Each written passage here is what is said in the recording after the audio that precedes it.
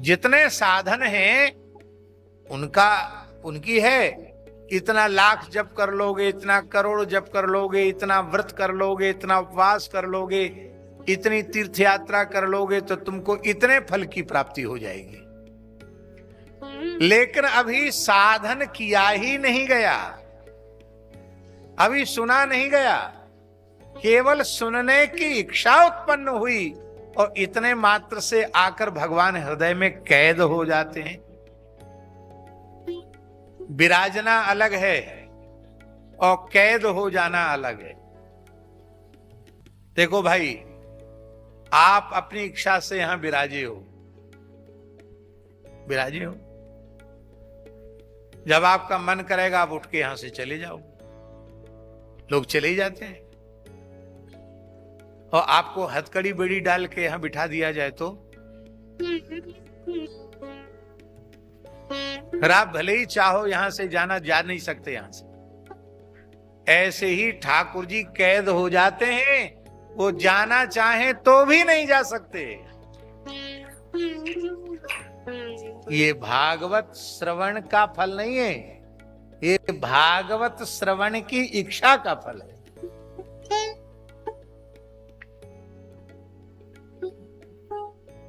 आशय समझे नहीं समझे? जिसकी श्रवण की इच्छा का यह फल है और उस ग्रंथ को यदि श्रद्धा पूर्वक सुन लिया जाए तब क्या नहीं होगा। फिर तो तन मन प्राण में सदा सर्वदा के लिए श्री कृष्ण बस जाएंगे। ये श्रवणेच्छा जो है ना, वो पुण्यहीनों के मन में नहीं जगती है। विशेष जो पुण्यात्मा होते उनके मन में सुनने की इच्छा होती है।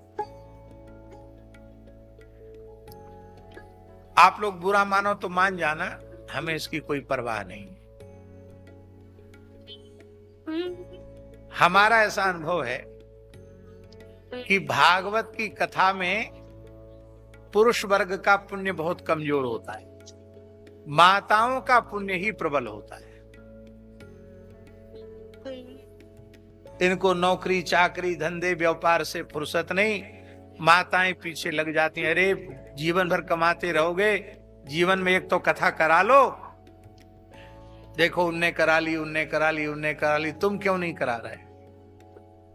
और कई बार तो माताएं कहती, देखो अमुक संकट आया था, मैंने बोल दिया था बिहारी जी हम कथा कराएंगे। लो, हम माताओं की प्रशंसा में नहीं बोल रहे हैं। वस्तुतः भक्ति के लिए उपयुक्त अंतःकरण भगवान ने माताओं को जन्म से दिया है।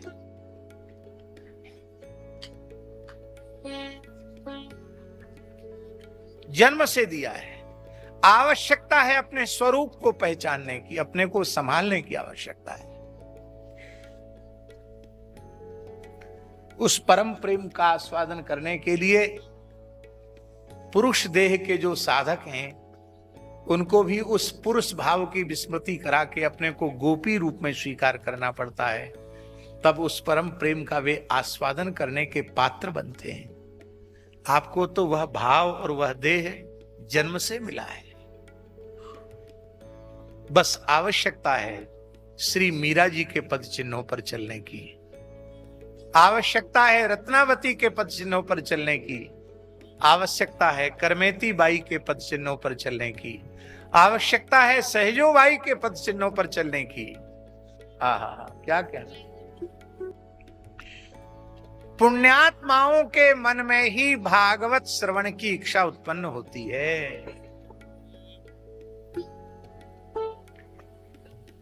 पर झाजी बल्लभाचार्य जी ने इसका और बड़ा विलक्षण अर्थ किया है। उन्होंने कहा सुबोधनी जी में कि सामान्य पुण्य में ऐसी सामर्थ्य ही कहां है कि जो भागवत श्रवण की इच्छा उत्पन्न हो जाए। फिर किस पुण्य का फल है भागवत श्रवण की इच्छा उत्पन्न होना? बोले भागवत श्रवण की इच्छा उत्पन्न होना, श्री वल्लभाचार्य जी कहते हैं भगवत भागवत परिचर्या जन्यम पुण्यम। भगवत भागवत सेवा से जन्य जो पुण्य है, उस वह पुण्य जब फलीभूत होता है तब भागवत श्रवण की इच्छा उत्पन्न होती है। इस जन्म में अथवा जन्मांतर में हमसे कोई भगवान की सेवा बन गई होगी, या भगवान के किसी प्राण प्यारे भक्त की सेवा बन गई होगी, उसका दिव्य फल हमको ये मिला कि हमारे मन में कथा श्रवण की इच्छा उत्पन्न हो गई। इस बात को लिख लो, आपके मन में यदि कथा श्रवण की इच्छा उत्पन्न नहीं हुई तो आप कल्याण से कोसों दूर हैं।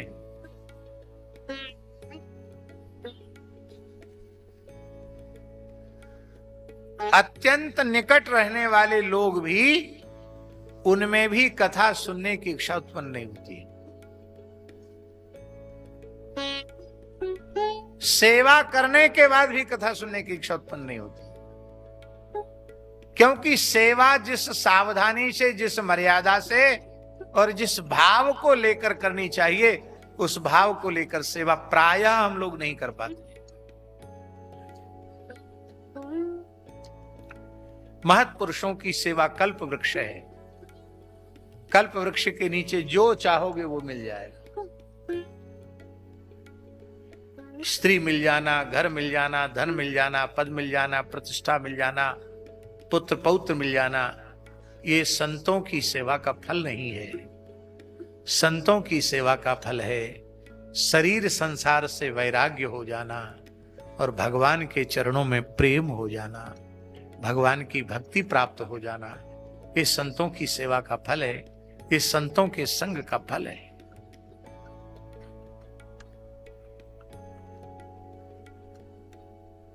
हम फिर स्मरण करें गोलोकवासी श्री राधा वल्लभ जालान जी।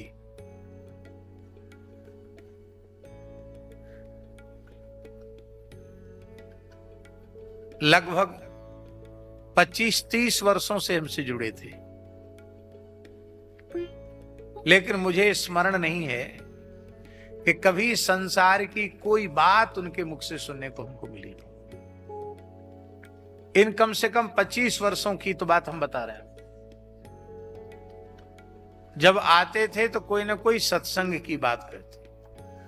अब वो कहते थे, महाराज जी मैं आपका नियमित श्रोता हूं, क्या करूं, बच्चे लोग आज्ञा नहीं देते। नहीं, मेरा मन करता है कि मैं एक गाड़ी लेके और हमेशा आपके साथ ही रहूं, कथा ही सुनूं, लेकिन लोग अनुमति नहीं देते। तो मैं रोज सुनता हूं, 3 घंटे 4 घंटे रोज सुनता हूं, और कथा के माध्यम से मैं निरंतर आपके पास रहता हूं। शुश्रूषुहि, श्रवणेच्छा उत्पन्न हो, यह अभ्यास कर लो। भले ही आधुनिक यंत्र के माध्यम से प्रतिदिन कम से कम 3 घंटे 4 घंटे कथा सुनो। आज इस अंश में हम विज्ञान को धन्यवाद दे रहे हैं कि आज आप चाहें तो इस आधुनिक विज्ञान के माध्यम से पूज्य सेठ श्री जयदयाल गोयनका जी की वाणी सुन सकते हैं, भाई श्री हनुमान प्रसाद पोद्दार जी की वाणी सुन सकते हैं, परम श्रद्धेय स्वामी श्री राम सुखदास जी की वाणी सुन सकते हैं, पूज्य भक्तमाली श्री मामा जी की वाणी सुन सकते हैं, हमारे पूज्य गुरुदेव भक्तमाली जी की वाणी सुन सकते हैं, धर्म सम्राट स्वामी करपात्री जी की वाणी सुन सकते हैं, पूज्यपाद स्वामी श्री अखंडानंद सरस्वती जी की वाणी सुन सकते हैं, पूज्यपाद श्री डोंगरी जी महाराज की वाणी सुन सकते हैं। और हम प्रार्थना करते हैं जिन जिन के पास प्राचीन संतों की वाणियां हो उन्हें सुरक्षित करना चाहिए और सबके लिए उपलब्ध कराना चाहिए।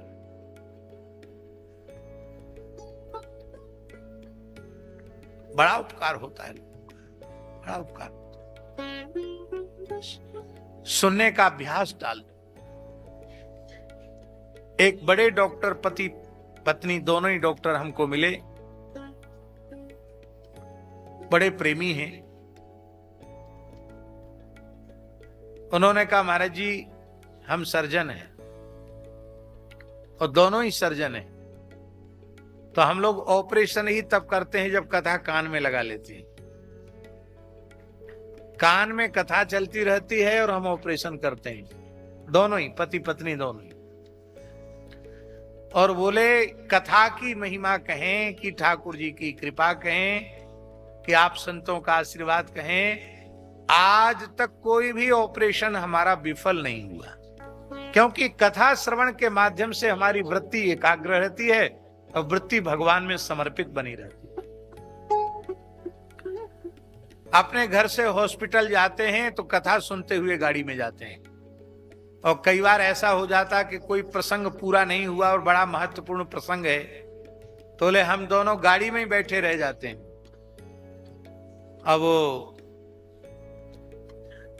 चौकीदार आकर गेट खोलना चाहता तो इशारा करते रुको, क्यों, प्रसंग पूरा हो जाएगा तब उठ के बाहर आए।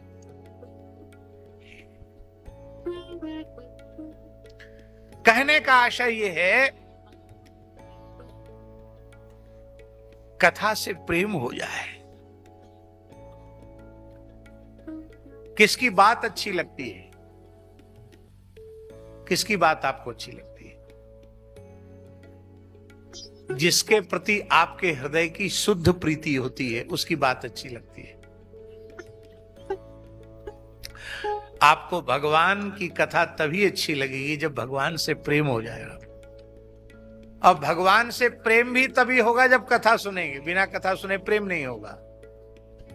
और जब प्रेम हो जाएगा तो आप कथा सुनना नहीं छोड़ पाएंगे, न कथा सुनना छोड़ पाएंगे और न कथा कहना छोड़ पाएंगे।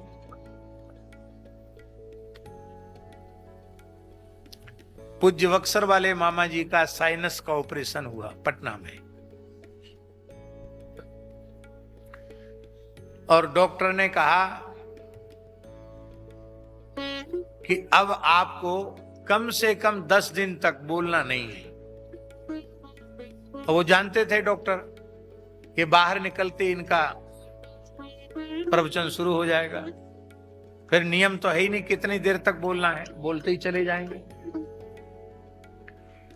तो डॉक्टर ने कहा कि आपको 10 दिन तक यहीं रखेंगे। तो डॉक्टर साहब के घर में ही मामा जी को रखने की व्यवस्था हो गई। तो एक बार वो हॉस्पिटल जाने के पहले थोड़ा चेकअप करते थे कि शरीर की स्थिति कैसी है। तो सवेरे सवेरे आकर उन्होंने देखा तो मामा जी समझ रहे हैं ना आप लोग, पूज्य बक्सर वाले मामा जी श्री नारायण दास जी भक्तमाली जी महाराज, वो जानकी जी को अपनी बड़ी बहन के रूप में स्वीकार करते थे। इस नाते से सब लोग उनको मामा जी कहते थे। छोटे मोटे तो मामा जी कहते ही थे, बड़े बड़े लोग भी मामा जी कहते थे। पूज्य स्वामी श्री राम सुखदास जी महाराज ने उनसे एक प्रश्न पूछा कि मामा जी आप तो जानकी जी को स्वीकार करते कि मेरी बड़ी बहन है, मैं उनका छोटा भाई हूं, पर जानकी जी स्वीकार करती हैं कि आप मेरे छोटे भाई हैं? ये स्वामी जी ने पूछा उनको। मामा जी तो मामा जी थे, उन्होंने कहा सरकार आप बार बार मुझे मामा जी कह रहे हैं तो बिना स्वीकार किए कह रहे हैं क्या? हम आपके मामा जी तो लगते नहीं हैं, आप मामा जी क्यों कह रहे हैं?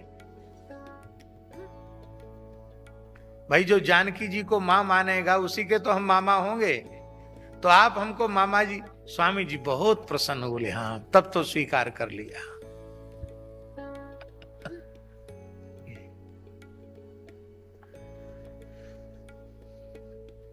तो मामा जी को तो उसने चेकअप किया डॉक्टर ने, सत्य घटना है ये। तो उनका जो वस्त्र था वो पसीने में भीजा हुआ था। उन्होंने कहा कि व्यवस्था इस प्रकार की गई कि आपको गर्मी न लगे, पंखा भी है, वातानुकूलित व्यवस्था भी है, फिर आपके पसीना कैसे हो रहा? तबीयत तो ठीक है, बेचैनी तो नहीं है। तो मामा जी ने धीरे से कहा आपने बोलने को मना किया है। तो डॉक्टर से बोलने को मना थोड़ी किया है, डॉक्टर को तो मरीज को बताना पड़ेगा। बोले नहीं पूछने की जरूरत नहीं। नहीं, आपको बताना पड़ेगा, आपको इतना पसीना कैसे हुआ? तो मामा जी ने कहा, आपने कथा पर तो प्रतिबंध लगा दिया, और कथा मेरा जीवन है, उसके बिना मैं रह नहीं सकता, जी नहीं सकता। आज स्वप्न में पूज्य स्वामी करपात्री जी महाराज पधारे और उन्होंने कहा, मामा जी पुष्प वाटिका का प्रसंग सुनाइए। तो पूरी रात हारमोनियम बजा के पुष्प वाटिका का प्रसंग गाया है। उससे जो श्रम हुआ है उससे पसीना हो रहा है। डॉक्टर के नेत्रों से आंसू बहने लगे। बोले, महाराज आप तो सपने में भी कथा करते हो, आपको कोई संकट नहीं, आपकी जब इच्छा हो तब आपको छुट्टी है। श्रवण में प्रेम।